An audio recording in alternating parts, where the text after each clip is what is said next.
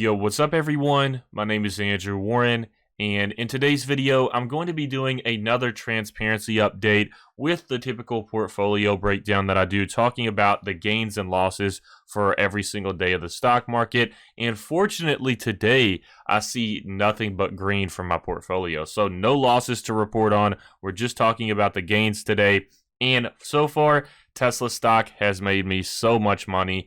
And we are sitting on a little over $5,000 in gains for today so far. As you can see, Tesla stock has gained plus 8.75%. Microsoft is plus 1.23%. Apple is plus 2.49%, so a huge day for Apple as well. Then we also have OPK, which is just free stocks that I got from referrals, and that is at plus 11.13%. And I actually just did like 15 minutes of commentary for a video as it turned 4 p.m. for me, as it went into the after hours. And then like 15 minutes into that commentary, I realized that I wasn't even recording.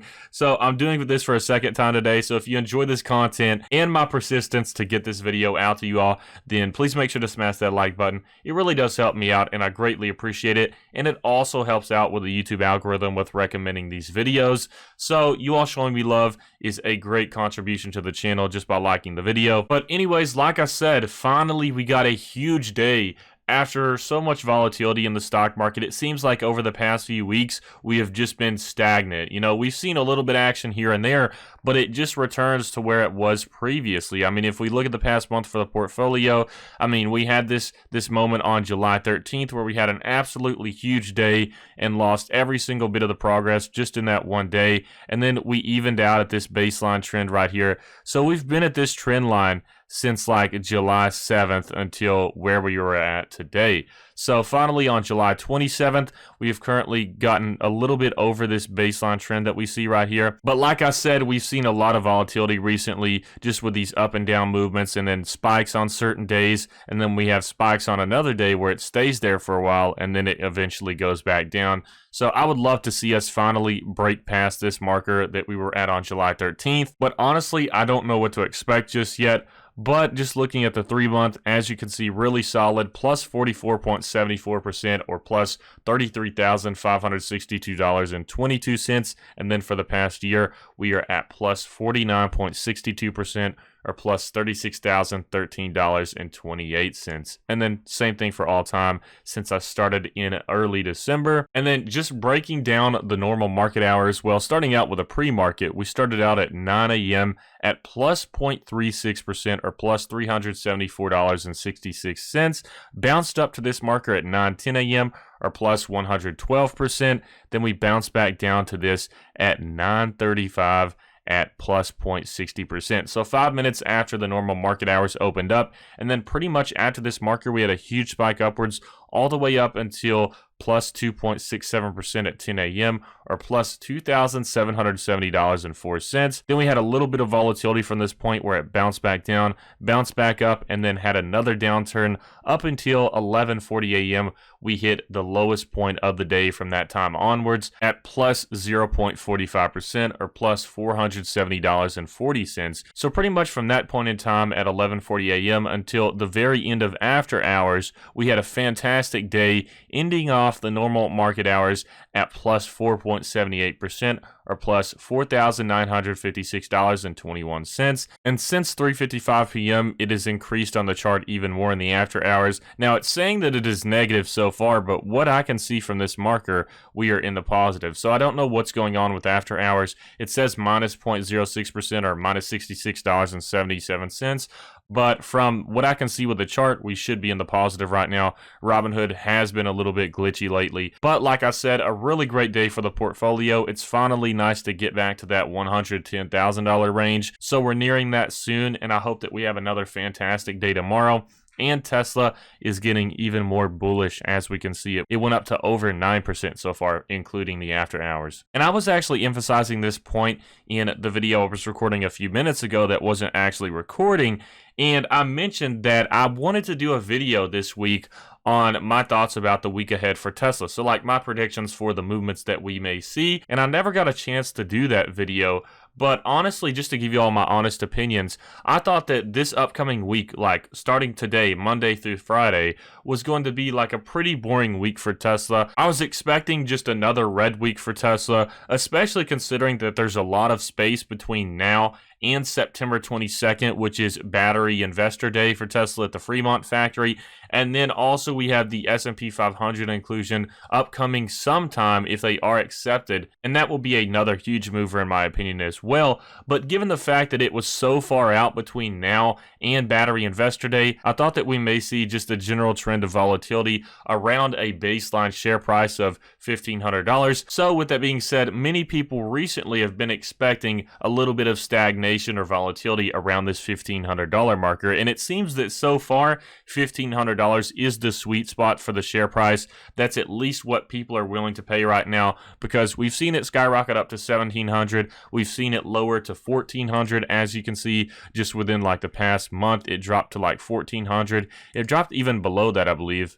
Yeah, so 1372 is the lowest point on the weekly chart, and people began to see the opportunity with that one. I personally, if I had money in my account, I would have bought at $1,400 most likely. So it seems that people are realizing that anything under $1,500 is a buy for them, and that's the trend that we are seeing right now, with it being around $50 over the $1,500 share price.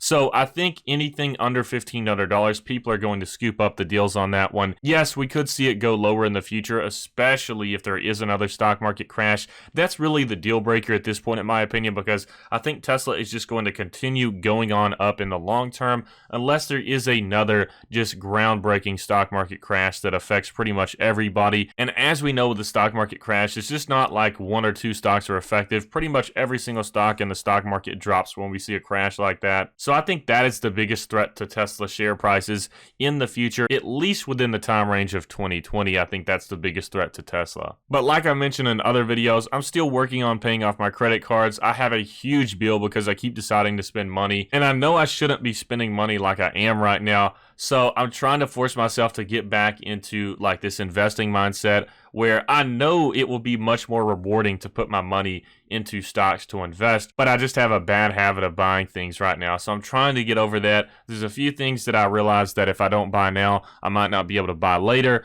But as with many things, I think my money is best put into stocks like Tesla, Microsoft, Apple, and ones that will gain me significant amounts of money in the long term if I'm patient and if I'm dedicated to keep putting my money into stocks. So as I mentioned, I was expecting to see a week with Tesla where we don't see any really significant movements unless it's dropping downwards more. So it's really nice to see us starting off on such a huge point for Tesla. I really think it deserves it, especially just being at this $1,500 share price. I think it deserves to be bought at that price, in my opinion, if you have the long-term perspective, the long-term lens, and you're looking at holding this stock for more than just the next 4 or 5 years. And honestly, I would love to buy a Tesla vehicle sometime in the future. It's just that right now, the main issue that I'm seeing with vehicles on arrival for Tesla or vehicles being delivered to customers is that there are some quality control issues, and that sometimes people do refuse delivery on Teslas because of some issues they have with their vehicles when it's being delivered to them. So that has been a consistent issue that I have noticed with Tesla as a company,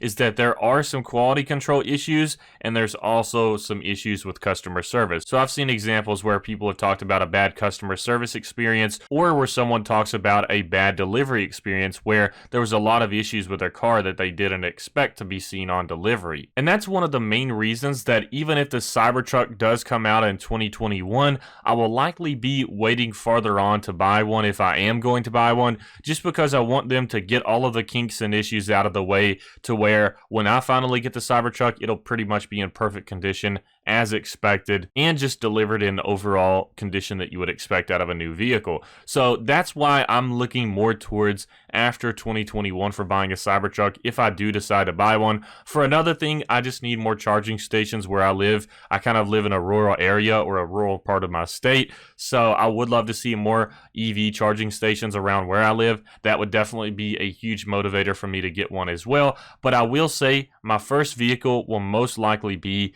an EV. I'm currently 22 years old and I don't own a vehicle just because I feel like there's so much cost savings when you don't actually own a vehicle. For one thing, you save money on gas. For another thing, you save money on insurance. That's one of the main reasons why I don't have a vehicle, is just because of how expensive insurance can be. So the reason I don't have a vehicle currently is just because it saves me a lot of money that I can use for investing, and my job doesn't really require me to go many places unless I'm getting things as a business expense. So there's really not a huge use for me to get a car with my living situation right now. But if I am going to get a vehicle in the future, I would love to get a Tesla Cybertruck, and I just want that quality to be there when I finally pick up my order. Because if I order one, I'm not going to lie, it's probably going to be the triple motor one, the tri-motor Cybertruck, which is like $90,000. And I have mentioned before on this channel that if we ever hit 100,000 subscribers, I will order a Tesla Cybertruck instantly. So if you all do want to see me get a Cybertruck sooner than I'm expecting, then if we hit 100,000 subscribers, then it's definitely happening. No joke whatsoever. I always keep my promises. But I just wanted to mention the fact that there are some quality concern issues with the vehicles when they are being delivered. I know that there were some issues with the Model Y, and then people had issues with customer service as well. So I think that Tesla would be grateful for the feedback on customers having poor experiences with Tesla when it comes to delivery issues or just quality concern issues and stuff like that. Honestly, I think that Tesla would appreciate that kind of feedback rather than us simply just telling them that they're doing a great job and not helping them solve problems. And as we know, with the way that the company's built, even with their communication, I don't know if you're familiar with this, but instead of just the typical chain communication of talking to your boss so he can talk to the person that you want to actually talk to, with Tesla, you can talk to anybody that you want to. If you want to talk straight to Elon Musk about an issue because you think it would be more effective than going to your boss to talk about an issue, then that's what they encourage, and that's what Elon Musk himself encourages. So I truly think that they're one of these companies that is focused on solving problems and preventing wasting of time. So it doesn't hurt to provide feedback on issues with Tesla, such as like quality concern and stuff like that, because it only helps them get better as a company once they realize the problems that some customers are encountering. So I don't want to be seen as one of these huge Tesla bulls that just says Tesla is perfect, because I'll be the first to say that Tesla is not 100% perfect. As with any company out there, there's going to be issues, and I think a good company is one that focuses on those issues and tries to improve on it to make sure that customers don't encounter them again and just have an overall great customer experience. As we know, even with Steve Jobs, he was huge on what the customers wanted, and I think that was really insightful, especially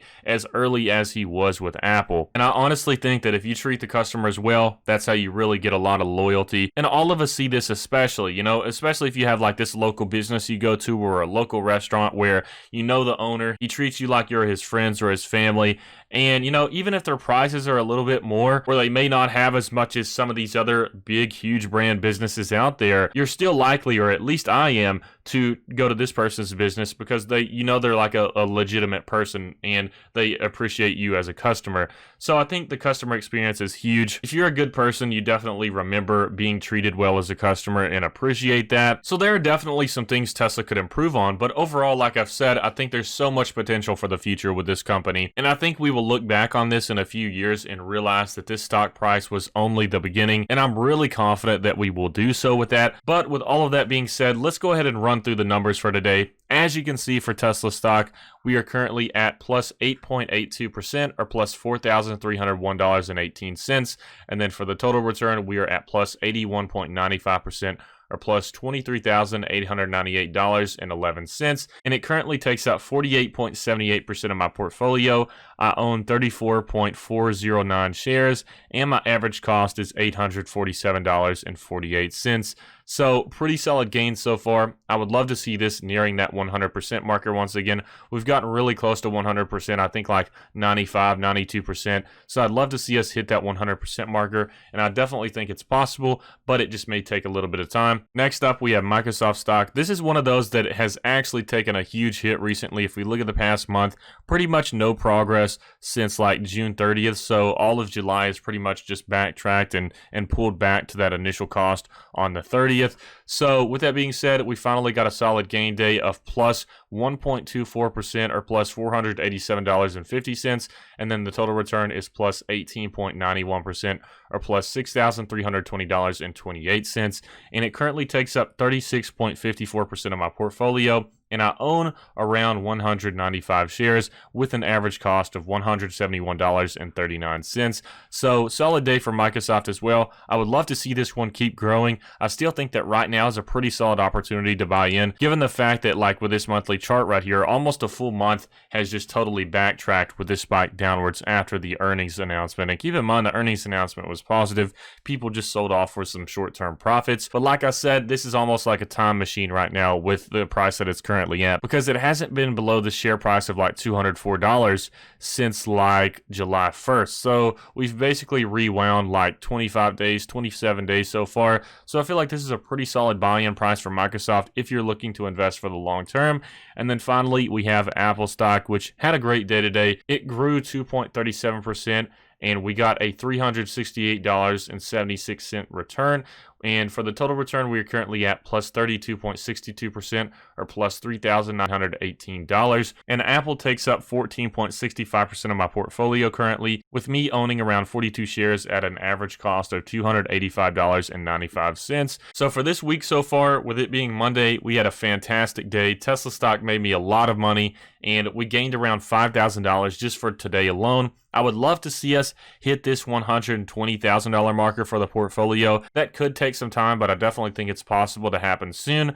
But anyways, I hope you all enjoyed this video. If you did, please make sure to smash that like button. It really does help me out. And also, feel free to sign up to Robinhood and Webull in the description below with my referral link. If you sign up with those links, then you'll get some free stocks. And especially with Webull, right now you can get up to 60 free stocks on Webull depending on how much you deposit.